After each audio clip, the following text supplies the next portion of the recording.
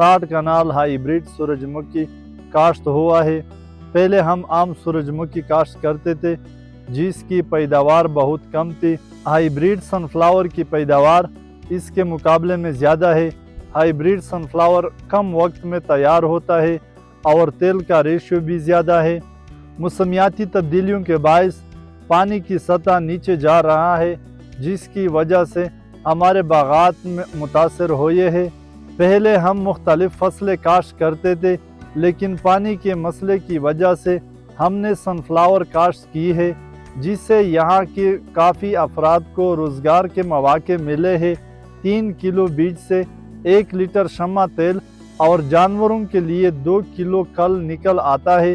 हुकूमत से हमारी यही मुतालबा है कि वो सूरजमुखी के बीज से तेल निकालने वाली मशीन किसानों के लिए मुहैया करे ताकि हमारे लिए आसानी हो।